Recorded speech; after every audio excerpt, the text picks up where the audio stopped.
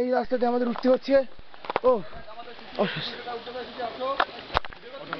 Video video সুন্দর রাস্তা, অসম্ভব রাস্তা। এখান থেকে আমাদের উঠতে হচ্ছে এই রাস্তা দিয়ে। দেখেন কিরকম রাস্তা। সামনে আমাদের রনি ভাই। ইয়েস রনি, আমরা এই রাস্তাতে উঠবো। এই যে এইটা হলো ওয়াংচং ফং পাহাড়ের কান্না। আমরা এটাকে ঝর্ণা বলবো না, আমরা এটাকে বলবো পাহাড়ের কান্না। পাহাড় কেন এত দুঃখিত? এই বাংলাদেশের মানুষ যারা এই পাহাড়কে ধ্বংস করছে, এই সৌন্দর্য নষ্ট করছে, তাদের জন্য এই পাহাড়ের কান্না। ইয়েস, এটা শাহসাদ এবং ওখানে সাফি।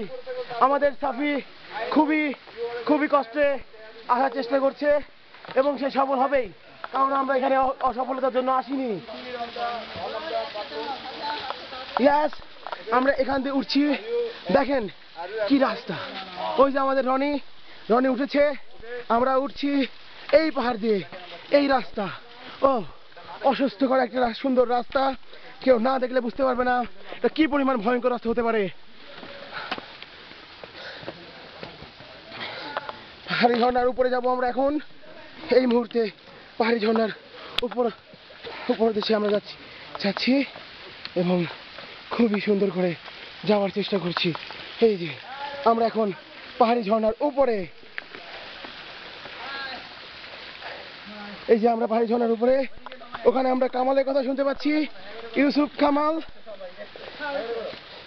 এই যে ইউসুফ কামাল, এবং এই যে আমাদের সবচেয়ে বড় পাহাড়ের উপরে ঝর্ণা আমরা দেখতে পাচ্ছি, অস্বস্তিকর ঝর্ণা।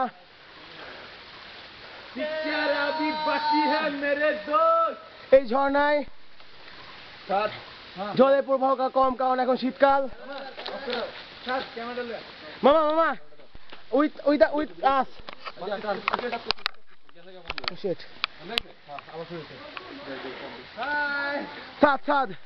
সাফি দোস্ত, এটা একটু ধরো না।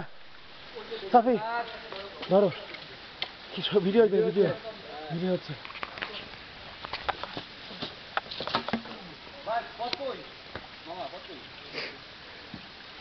এই পথ যদি না শেষ হয় তবে কেমন হতো তুমি বলো তো।